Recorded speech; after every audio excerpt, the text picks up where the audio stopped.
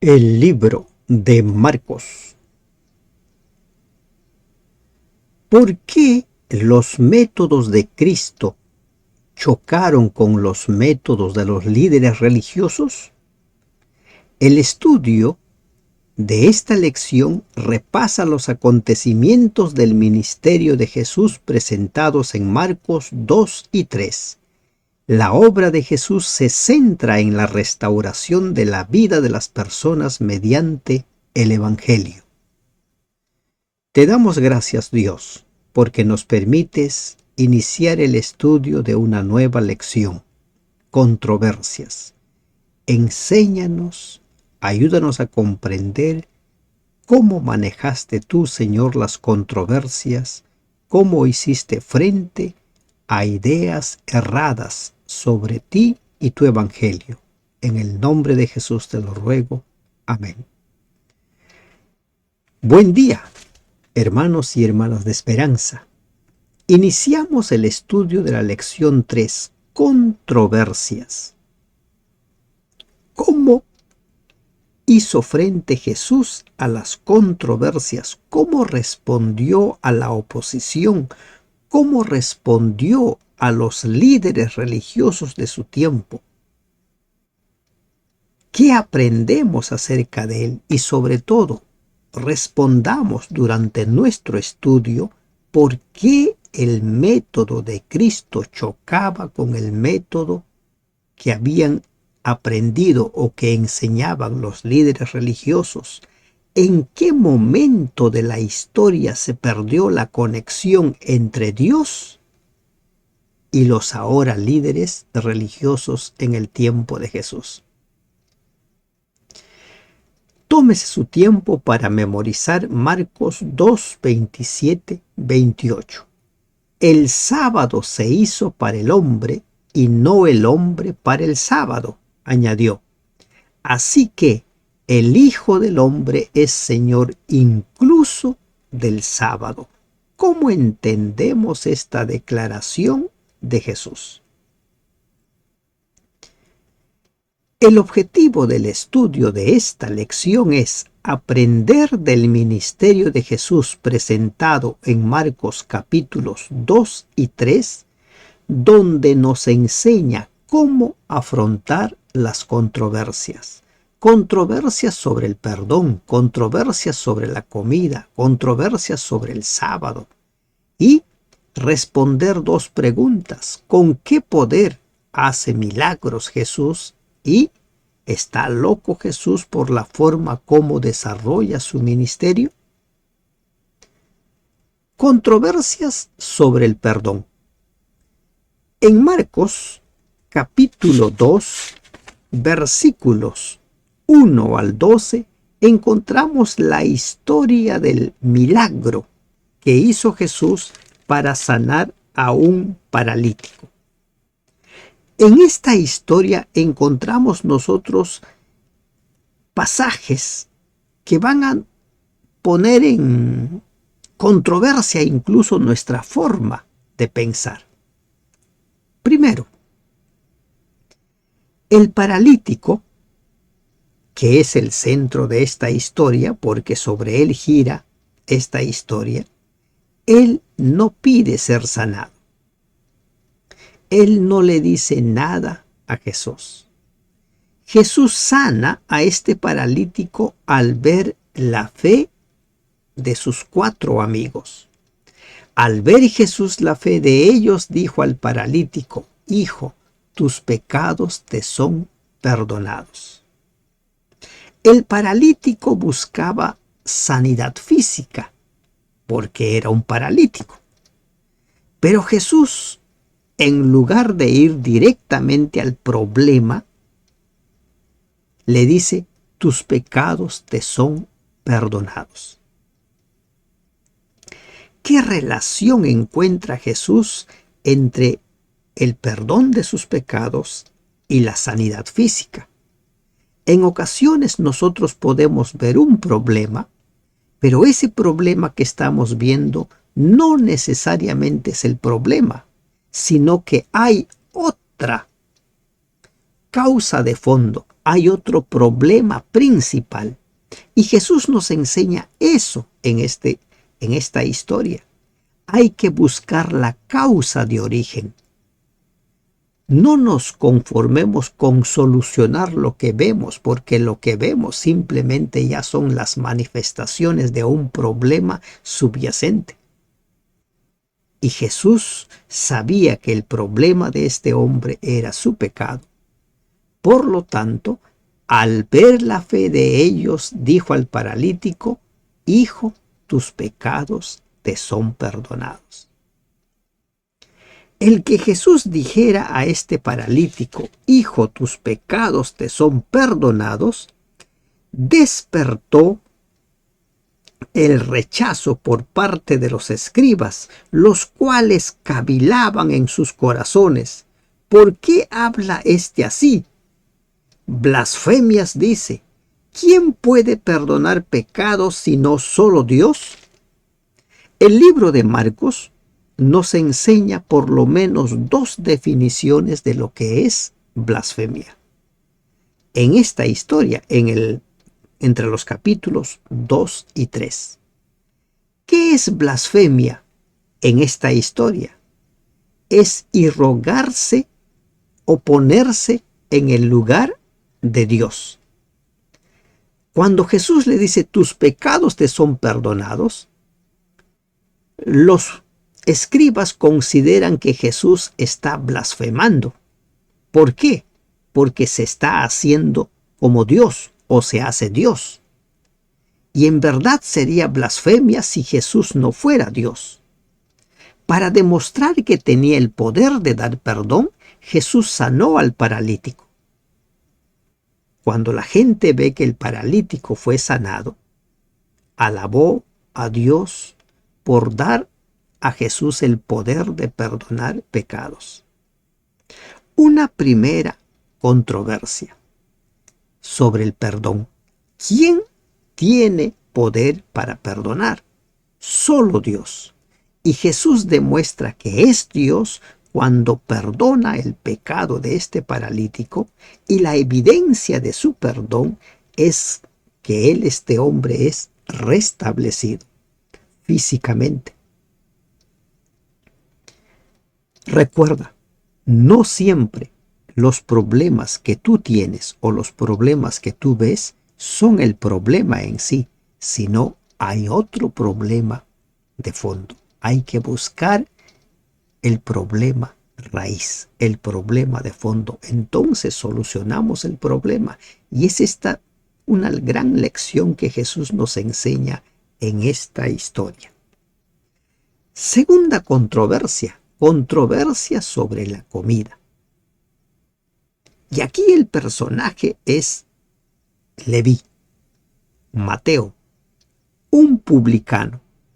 En los días de Jesús, los publicanos o recolectores de impuestos eran funcionarios que estaban a las órdenes del gobierno local de Roma. No eran populares entre la población judía porque a menudo exigían más de lo debido y se enriquecían a costa de sus compatriotas. Presten atención a esto. El tratado Mishnaico Tojorot, un comentario judío acerca de la ley religiosa, dice, escuchen, si un publicano entra en una casa, todo lo que está dentro de ella se vuelve inmundo. Miren lo que decía este tratado. Si un publicano entra en una casa, todo lo que está dentro se vuelve inmundo. Dice Marcos 2:14, al pasar vio a Leví, hijo de Alfeo, sentado al banco de los tributos públicos y le dijo, sígueme. Y levantándose, le siguió. ¿Se han dado cuenta hasta aquí a quiénes llama Jesús y cuál es la respuesta de los que llama? No hay uno a quien Jesús llame y le diga no. Dios sabe a quién llama. ¿Por qué? Porque Él ve lo más profundo del corazón de cada uno. ningún judío hubiera llamado a Leví para ser un discípulo de Jesús. Y aquí vale hacer un paréntesis. ¿Qué principios se utilizan en las diversas iglesias, en las diversas congregaciones, para ser llamados para ejercer el liderazgo dentro de la iglesia? ¿Qué principios? ¿Qué es lo que se ve? ¿Qué es lo que se considera? Volvamos a nuestra historia. La historia cuenta que Leví hizo una fiesta para agradecer a Jesús por su llamado. Jesús fue a esa fiesta. Y en esa fiesta había muchos publicanos, muchos pecadores. Entonces, los fariseos, los escribas, cuestionan a Jesús y dicen, ¿qué es esto? Que él come y bebe con los publicanos y pecadores. ¿Qué es esto? ¿Cómo se va a sentar a comer el que dice ser hijo de Dios con publicanos y pecadores? Recuerden lo que decía el tratado judío acerca de la ley religiosa. Si un publicano entra en una casa, todo lo que está dentro de ella se vuelve inmundo. Y peor si la casa es del publicano, todo se vuelve inmundo. Entonces Jesús se volvió inmundo, sus discípulos se volvieron inmundos por haber entrado a la casa de este publicano. Aquí encontramos algo que debemos considerar. ¿Cómo entendían los líderes religiosos del tiempo de Jesús a Dios? Y tenían una manera particular de entender a Dios, y esa manera particular de entender a Dios defendían a capa y espada. Lo defendían. Por eso preguntábamos hace un momento, ¿en qué momento se perdió la conexión entre Dios y sus representantes? Cuando Dios hace el llamado al primer sacerdote Aarón, le muestra y le dice qué debe hacer. Y él debía ceñirse a lo que estaba escrito. Él debía ceñirse a la palabra de Dios. Pero ¿qué encontramos ahora en los tiempos de Jesús? Los líderes religiosos defienden su manera de entender a Dios. Tenían tratados, tenían leyes que hablaban acerca de cómo interpretar, cómo comprender a Dios. Ese es el problema. Por eso más tarde, cuando Pablo escribe su primera carta a los Corintios, les dice, aprendan a no pensar más allá de lo que está escrito. Jesús resume la controversia o responde la controversia con la siguiente declaración: los sanos no tienen necesidad de médico, sino los enfermos. No he venido a llamar a justos, sino a pecadores. ¿Dónde mejor encontraré pecadores que salvar? ¿Dónde? En la casa de los pecadores, en el ambiente de los pecadores. Jesús sabía para qué había venido. Recuerden nuestro estudio de la semana pasada. Jesús tenía muy claro cuál era su misión, y él una vez más hace presente. Él dice, no he venido a llamar a justos, sino a pecadores. Y ahora Jesús les va a enseñar acerca de cómo es que ellos deben entender el Evangelio, cómo es que ellos deben de entender la misión de Dios. 2:19 de Marcos, Jesús les dijo, ¿acaso pueden los que están de bodas ayunar mientras está con ellos el esposo? Entre tanto que tienen consigo al esposo, no pueden ayunar. A Jesús le habían preguntado, los discípulos de Juan el Bautista ayunan. Los discípulos de los fariseos, los escribas, ayunan, pero tus discípulos no ayunan. ¿Cuál era el problema de la gente en esos tiempos? tanto los religiosos como el pueblo tenían en su forma de pensar la forma de pensar establecida allí. Y no era precisamente en base a un escrito sino en base a cómo habían interpretado la ley, cómo habían entendido a Dios los religiosos de ese entonces. Pero esto no es solamente algo que se dio en el tiempo de Jesús. Cuando leemos la historia o el libro de Isaías, ya encontramos que los religiosos se habían apartado de Dios. Cuando estudiamos sobre la caída de Samaria, la caída de Jerusalén, encontramos que los responsables de la caída fueron precisamente los líderes religiosos, porque se habían apartado del escrito está. Y ahora Jesús, con la parábola de las bodas y con la parábola de lo nuevo y lo viejo, les quiere hacer entender que tienen que volver al escrito está. Aparentemente Jesús les estaba enseñando algo nuevo, pero no era nuevo, sino era lo que estaba escrito. El problema es que la enseñanza de los líderes religiosos giraba en torno a cómo ellos habían entendido a Dios. Ese es el problema. Por eso es que una y otra vez vamos repitiendo a lo largo de las semanas. Tenemos que basar nuestro estudio o nuestra fe, nuestras creencias a un escrito está, no a cómo nos parece, no a cómo creemos. Lejos de aprender a amar, los fariseos incitaron a los discípulos de Juan para unirse a sus críticas. ¿Por qué? Entonces Jesús les dice, ¿cómo puede alguien ayunar estando de boda? El novio es Jesús, los invitados, los discípulos. Cuando Jesús muriese y resucitase, entonces sus discípulos tendrían necesidad de ayunar. Pero hasta ese entonces Él estaba con él. Dios estaba en medio de ellos. ¿Se imaginan en la tierra nueva? ¿Habrá necesidad de ayunar? Claro que ya no habrá necesidad, porque Dios mismo morará en medio de ellos. Y ahora, con las enseñanzas del remiendo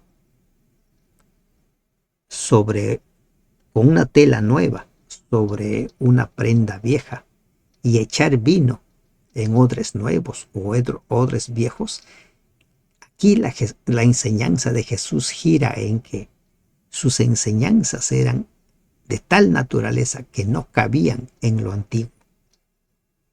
No cabían. Se había roto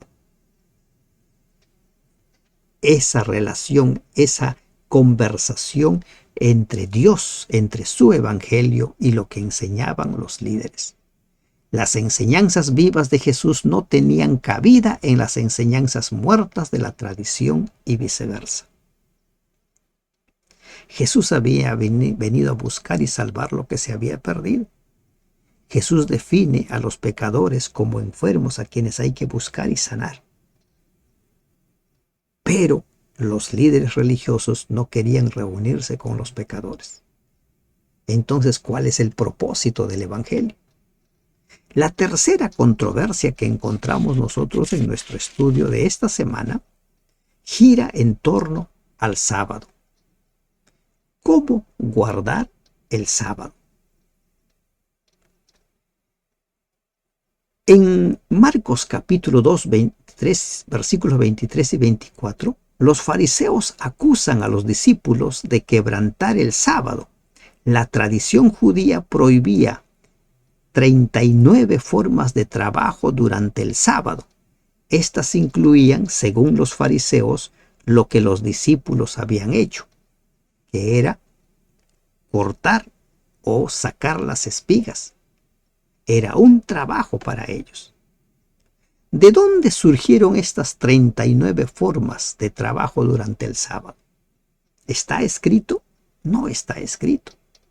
Era fruto de su manera de entender a Dios. Era fruto de su celo, pero un celo equivocado.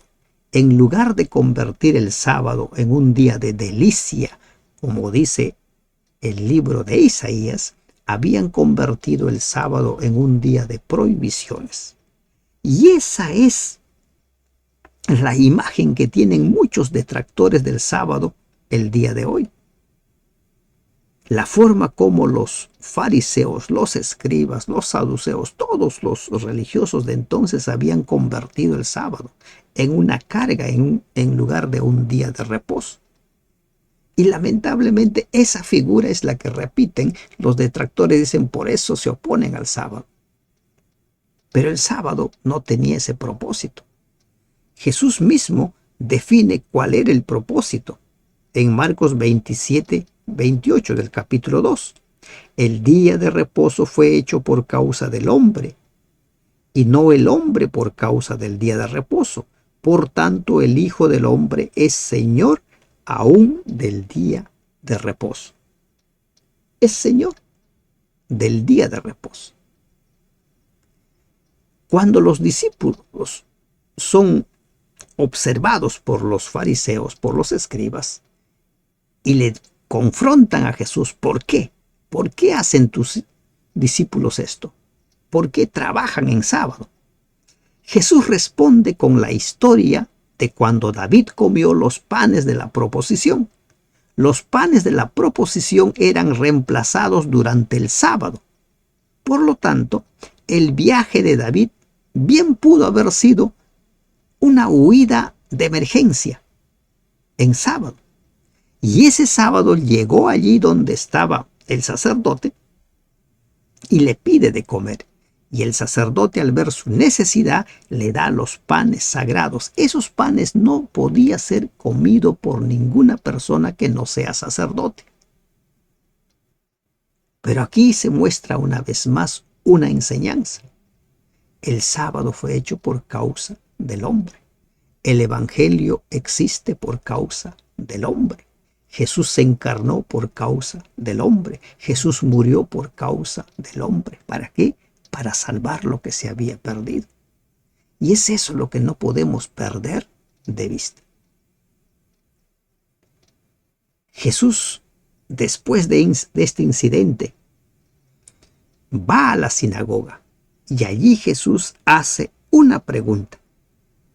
Dice en Marcos 3:4, ¿es lícito en los días de reposo hacer bien o hacer mal, salvar la vida o quitarla? Y todos se quedan callados. Todos se quedan callados. Y Jesús, al ver la dureza del corazón de los hombres, no se sintió bien. Entonces ordenó al hombre de la mano seca, le dice, extiende tu mano. Y al ver este milagro de Jesús, de paso, el sanar no estaba contemplado dentro de los 39 formas de trabajo en sábado. Al ver esto, se sintieron tan ofendidos estos líderes que, dice el versículo 6, tomaron consejo con los herodianos contra él para destruirle. Empezaron a considerar que debían matar a Jesús. Estos celosos guardadores del sábado se convirtieron en profanadores del sábado porque en sábado estaban maquinando cómo matar a un inocente. Las siguientes dos lecciones nos hablan acerca de historias sándwich, nos dice la lección. ¿Y por qué son considerados historias sándwich? Lo que está registrado en Marcos 3, versículos 20 al 35. Porque como ven ahí ustedes en la diapositiva, hay historias exteriores y la historia interior. La historia exterior tiene que ver con la familia que busca a Jesús y la historia interior con la acusación de los fariseos. ¿Hay relación entre estas dos historias? Sí hay relación y mucha relación. Tanto la familia de Jesús como los fariseos malentendieron la misión de Jesús. La familia de Jesús, en los versículos 20 al 21, considera que Jesús está fuera de sí, está loco. ¿Por qué? Porque no tenía tiempo ni siquiera para comer. En los versículos 31 al 35, la familia de Jesús le busca mientras Jesús está cumpliendo con su misión. Y allí Jesús redefine el concepto de familia. ¿Y de qué forma lo redefine? Dice que todos los que hacen la voluntad de Dios junto con Él son su familia. Para eso había venido. La historia interior tiene que ver con la acusación de los fariseos. ¿Y cuál es la acusación que hacen los fariseos? Los fariseos dicen, ¿no?, que Jesús echaba fuera a los demonios porque tenía espíritu inmundo. Pero los escribas que habían venido de Jerusalén decían que tenía a Belcebú y por el príncipe de los demonios echa fuera los demonios. Echa fuera los demonios. Y aquí se habla una vez más de blasfemia, pero aquí blasfemia se define de otra manera. En los versículos 28, 29 y 30, Jesús toca el tema de la blasfemia. Ya no los escribas como trataron en la primera lección, donde Jesús sana a un paralítico llevado por sus 4 amigos. Dice, de cierto os digo que todos los pecados serán perdonados a los hijos de los hombres y las blasfemias cualesquiera que sean. Pero cualquiera que blasfeme contra el Espíritu Santo no tiene jamás perdón, sino que es reo de juicio eterno. Porque ellos habían dicho, tiene espíritu inmundo. Entonces, ¿cómo define Jesús la blasfemia? Imputar a Belcebú las obras del Espíritu Santo. ¿Y por qué se convierte en pecado imperdonable? Porque si uno llama a la obra del Espíritu Santo la obra del diablo, no escuchará al Espíritu Santo, porque nadie en su sano juicio quiere ser guiado por el diablo. Y por esa razón es que esa persona ya no siente necesidad de seguir escuchándolo. ¿Por qué? Porque considera que es el diablo el que está hablando. Miren, aquí Jesús nos da otra definición de lo que es blasfemia. Atribuir la obra del Espíritu Santo a Satanás.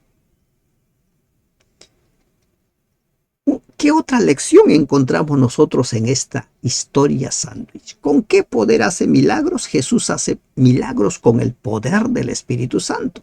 Pero los fariseos decían, no, hace milagros con el poder de Satanás. Y Jesús les habla de la casa dividida. Una casa dividida no puede mantenerse de pie. Pero también la casa de Jesús, la familia de Jesús estaba dividida. Al saber que estaba allí, dice el versículo 21 del capítulo 3, los parientes de Jesús acudieron a llevárselo, pues decían que se había vuelto loco. Estaba fuera de sí. La familia de Jesús no entendía el ministerio, la misión de Jesús. Aquí también la casa está dividida.